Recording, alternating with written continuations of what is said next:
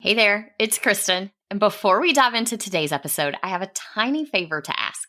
I'm planning some exciting stuff this year for the podcast and my courses, and I would really love your input. I put together a super quick survey. It's mostly multiple choice and shouldn't take you more than a few minutes. Your feedback will directly shape the content I create this year, so I can make sure it's exactly what you need to thrive in your business without the hustle.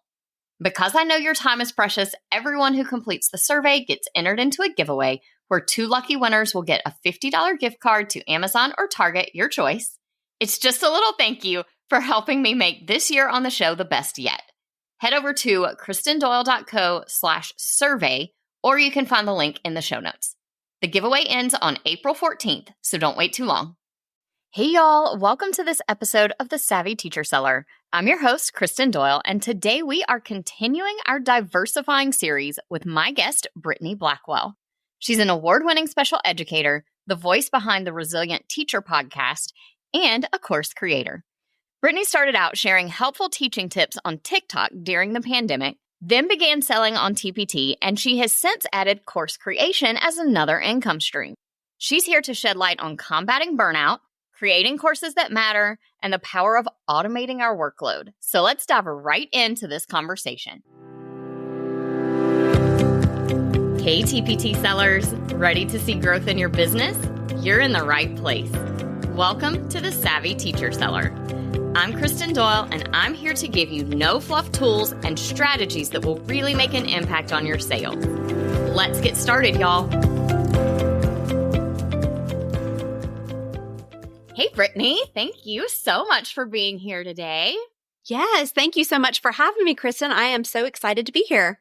So can you start out just by telling us what motivated you to get into course creation in the first place? So I guess I kind of have to go back a little bit and share with you kind of how I got started sharing teacher stuff to begin with. So I started sharing teacher helpful tips, I guess, on TikTok during the pandemic. I think we were all just trying to figure out how to navigate pandemic teaching together. And so I found these tech things that were really working for me. So I'd post about them. And then I started creating things for my own classroom. And then I posted those to Teachers Pay Teachers. And I would share those on TikTok, on Instagram, that sort of thing. But I noticed this huge shift happen, where the things that I was providing as far as products on Teachers Pay Teachers, those were working well, but there was a larger problem at bay. And that was that teachers were burning out. They had anxiety, they had depression, they were leaving the profession at an alarming rate. And some of them were the most passionate teachers that I knew. They were leaving. And I realized my products were solving some very minute problems. But in order to make the change that I wanted to make in the system of education, it was going to take more than just small Band-Aids. It was going to take mindset. It was going to take action. It was going to take support. And so what I did was I took my passion and my experience, my research, and I rolled it up into this experience. And that was my first course. I love that your course topic is something just so important and so big right now in the field of education in general.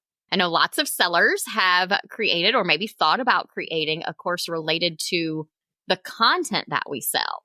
You know, if you sell math content, maybe you create a course on how to teach math, those sorts of things. That seems to be kind of the more natural place that a lot of sellers go. But I love that you looked at that big picture, at a huge problem that is happening in education and how you could help support teachers in that way.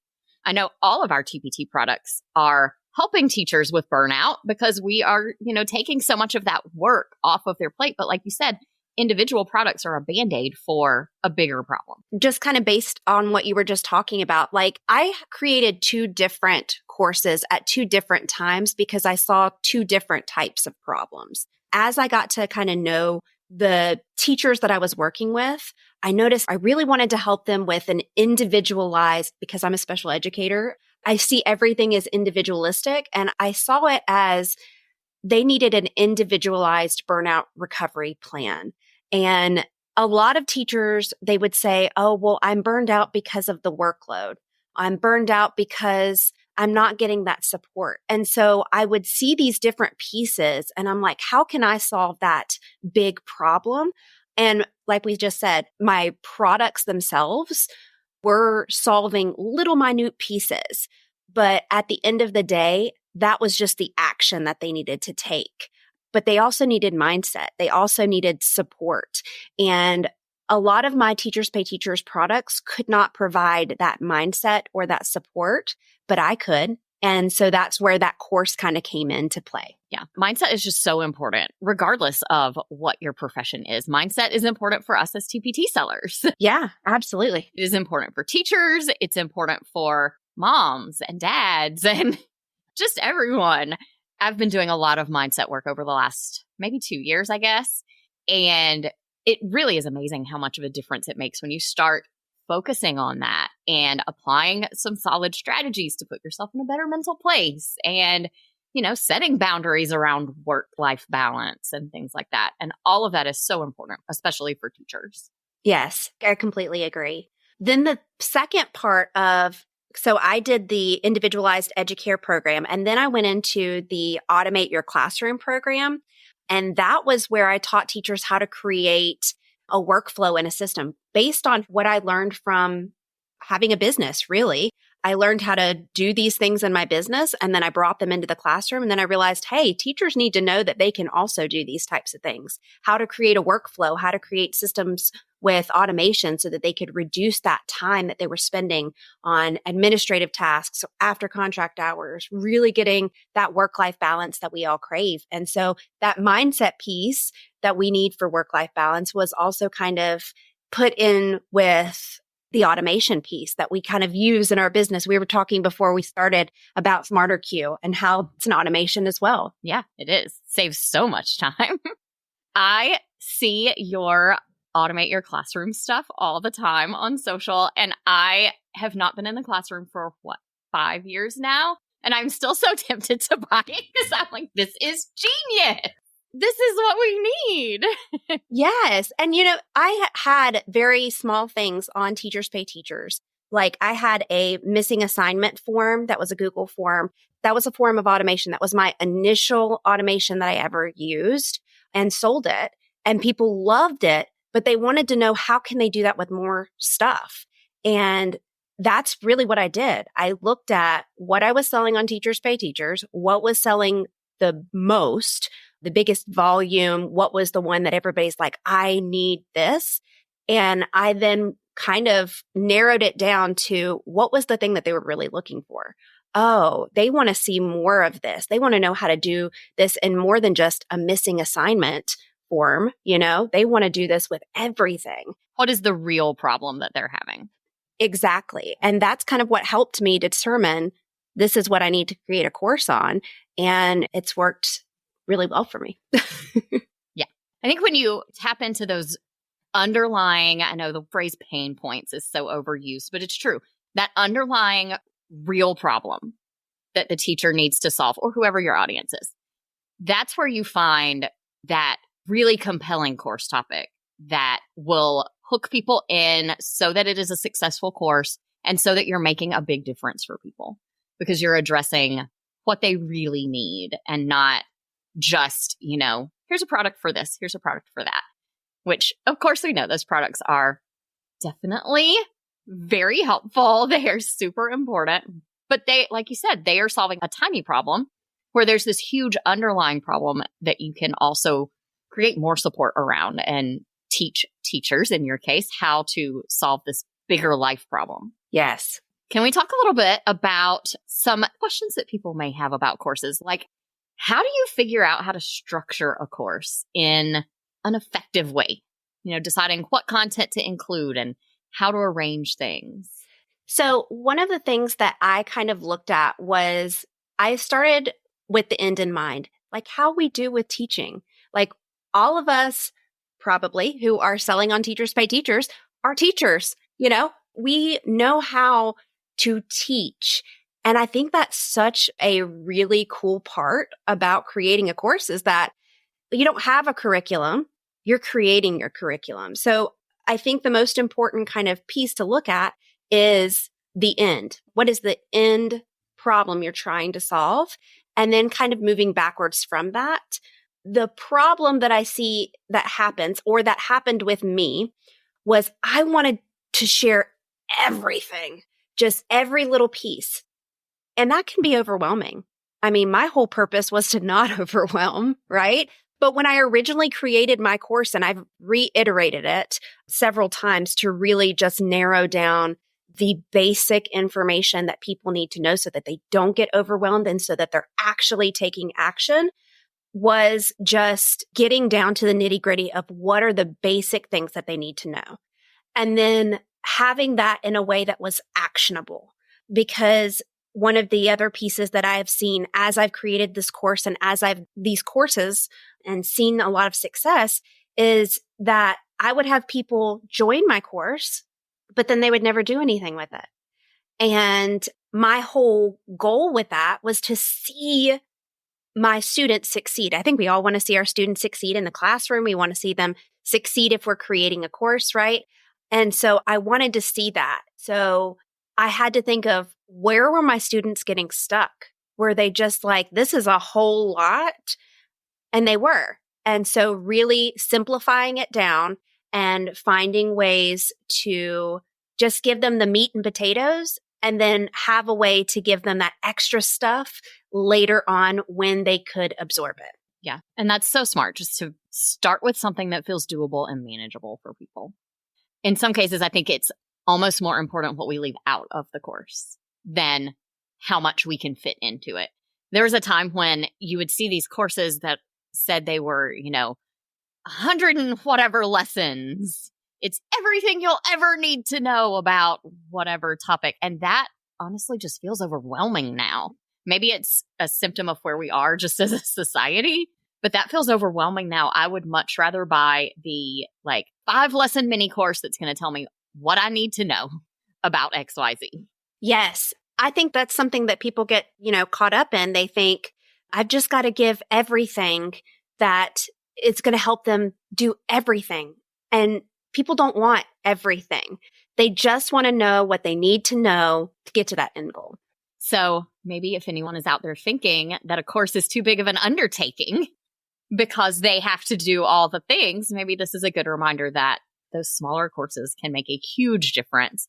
And the other thing to keep in mind too is that a smaller course, you should be pricing at a lower price point, and that makes it a lot more affordable for teachers. So you might be able to increase your impact that way too. Absolutely. So let's talk a little bit about automation. You're so into automations in the classroom, and I know that you did some automation in your course creation process too. Can you tell us about that? Yes, clearly I love this question. Automation is my thing, and I'm not a super computer person, but I'm obsessed with working smarter and not harder. So for me personally, because I think this is very different for everybody, as far as what they should automate in their course creation and things like that. But the first thing that I really struggled with, and I know this about myself, is idea overload. I need some structure. And so one of the things that I automated was my content organization. That way, my ideas had a specific place and they could make sense. So I would have all these ideas and they would be jumbled up. And so I automated the organization of that. And so I use a couple of different tools for this, depending on what part of my workflow I'm in when I'm creating a course. But in idea generation and just brain dumping, I typically use Notion. Now, I've used several different things, but I love Notion just for kind of keeping all of those ideas together and organized. But then it automatically sorts it and then categorizes it. So I'm saving time. I'm ensuring that that material is well organized and it's easy to navigate. And then I can remove things as I needed to, which we talked about earlier, that was something that I needed to do. Yes. I also know that I struggle with communication sometimes. So even in my classroom, I automated my communication procedures. So that was definitely a part in creating my course that I think was very important to automate as well. I don't think many people think about that part of the creation process, but like I said earlier, we want to see our students succeed. And so it's not just about, making money off of them. Like I created my course because I wanted to help. And so in order for my students to show progress, I needed onboarding, like with an email sequence. So I automated that.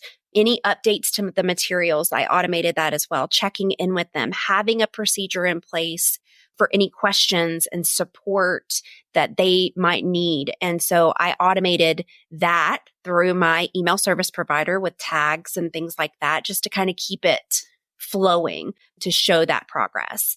And then the last thing I did was something I actually automated with my students as well. So all of these things I did in my classroom too, but I tracked my students' progress. And again, like I want to see them succeed. So I had automations for scheduling, for reminders to check in with those students, to make sure that my curriculum development during that creation process had deadlines to it. So I had reminders set up for that automation, and that was super impactful as well.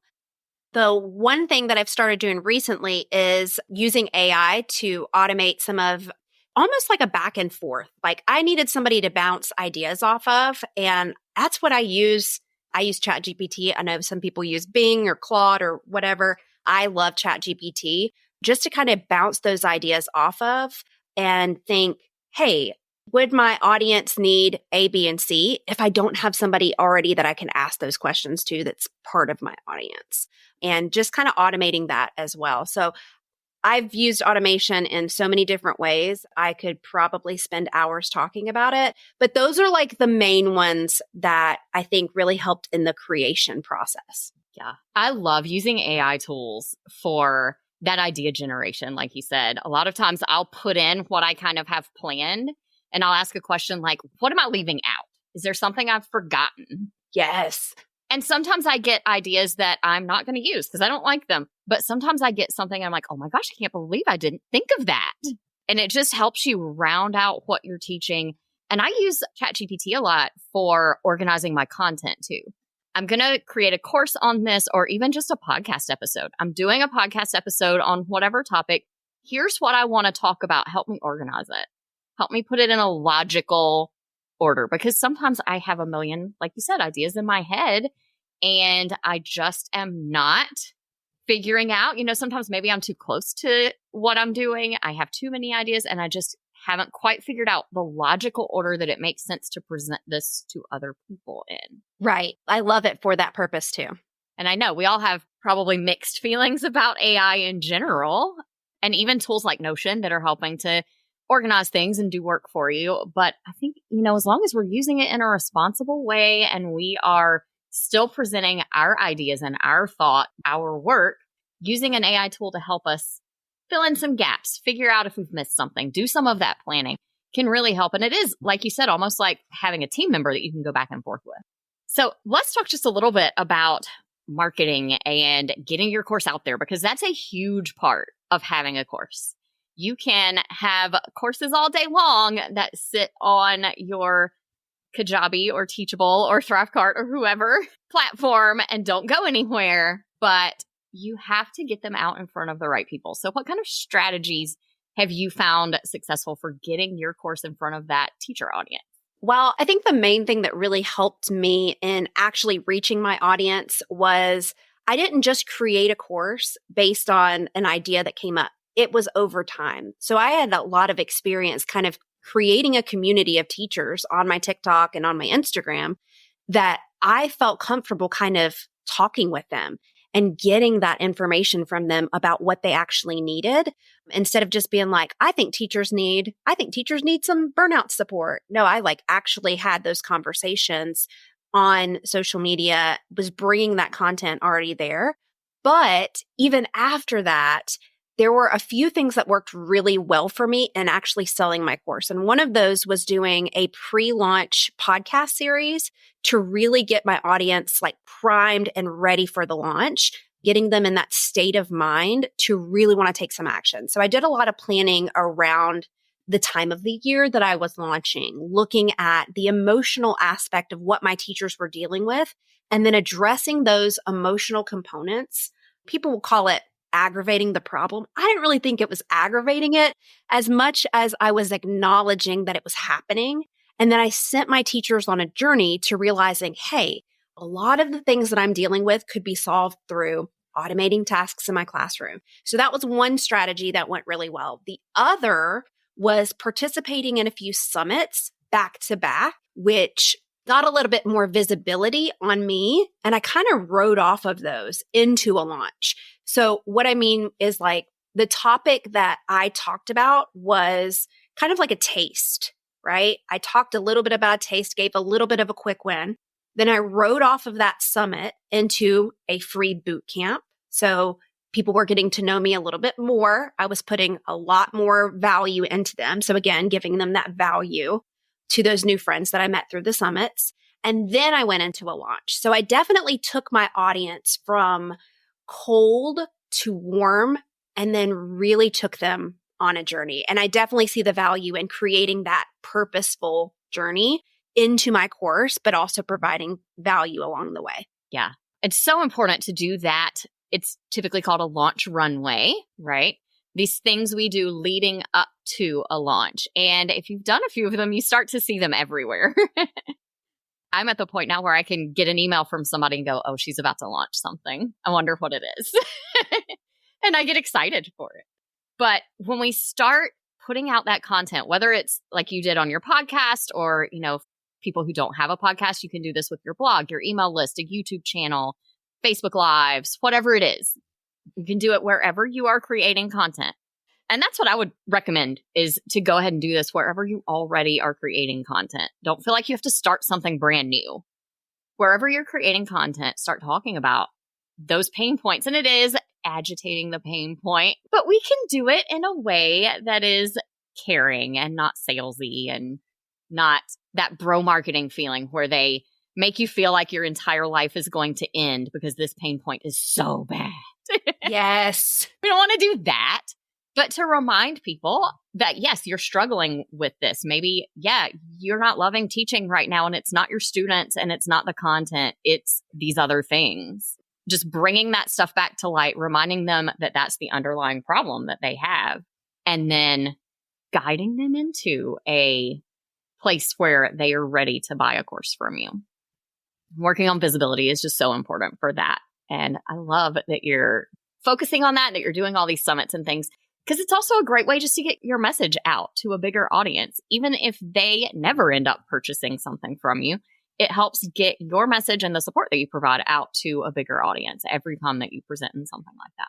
Like I have people that I've actually connected with that have never purchased from me, but send people to me all the time because they learned about me from a summit that I did 2 years ago. And I was not familiar with summits. I was brand new, but they learned from me. They still follow along with me and they send people to me because they're like, hey, I know this one girl who talks about teacher burnout and she's always talking about it all the time. So they send them to me. And so I think that's a huge piece too, that even if you're not launching, you're getting that visibility to people who might then refer you out to others. So for sellers who are thinking about creating their own course, what would be your top piece of advice? I think the biggest piece of advice for TPT sellers, I think they have a real advantage because they can see what products they sell that their target audience really wants. So I definitely think that looking into and digging into those analytics of their TPT store could really help them decide on what their course topic might be, and then allow them to narrow down the problem and the solution. Also, my best piece of advice would be to create based on your passion and to use your personal experience as part of your journey and your course, because anybody can Google anything. They can spend hours finding out the information that you know and that you experienced, but it's not going to be the same as your unique experience, what you know to be true from your life experience. I think that's the biggest part of marketing your course that can really make it, is sharing your own unique experience. We just get so much more out of a course, a conference session, of whatever, when we have some kind of a connection with the person who's presenting. And that sharing that personal experience is such a good way to do that. Maybe the only way, really, to build a good connection. Right. like I was saying, like you can Google and find basic information, but sometimes that stuff doesn't click.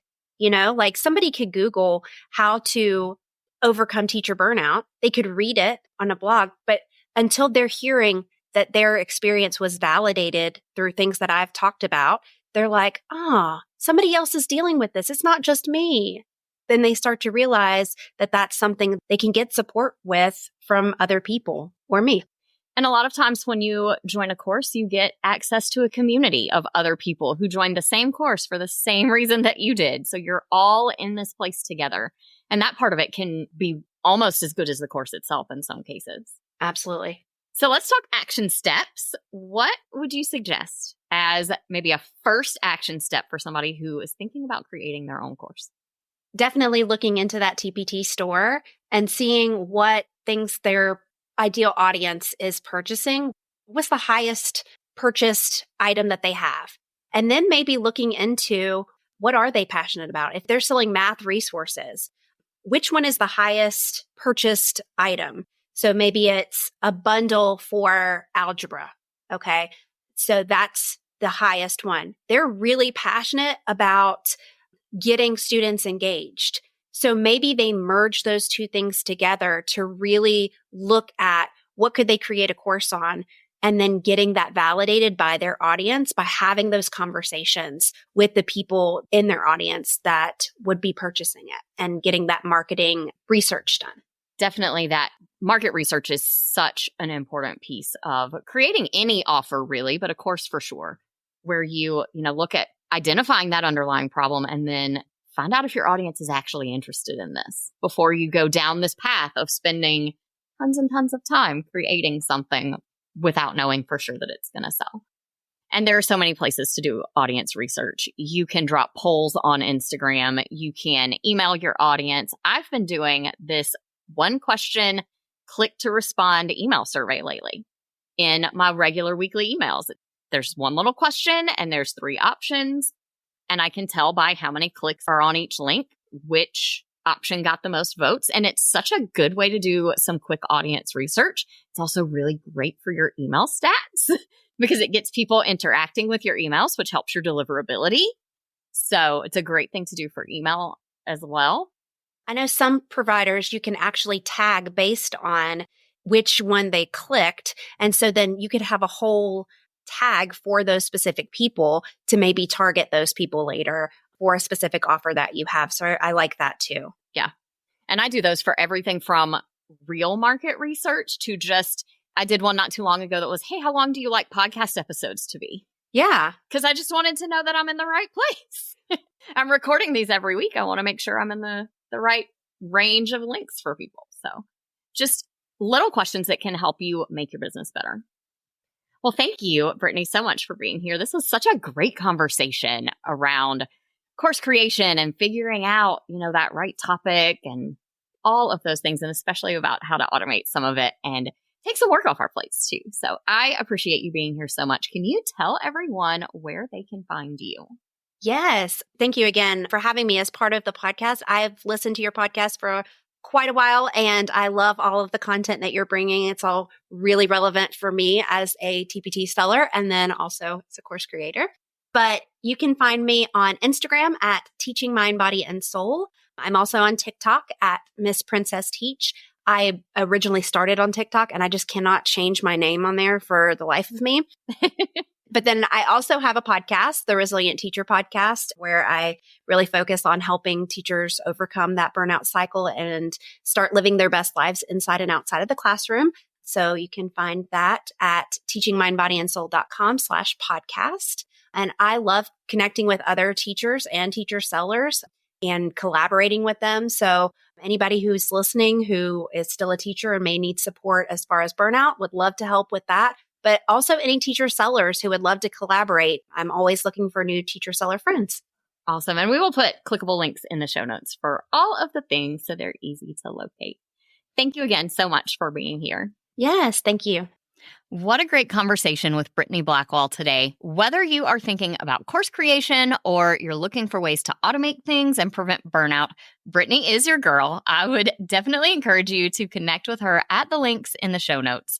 And don't forget to check out her podcast, the Resilient Teacher Podcast, for more tips and stories on beating burnout. Talk to you soon, friends. I hope you enjoyed today's episode. If you did, please share it with another teacher seller who would also find it helpful. For more resources on growing your TPT business, head to kristendoyle.co/TPT. Talk to you soon.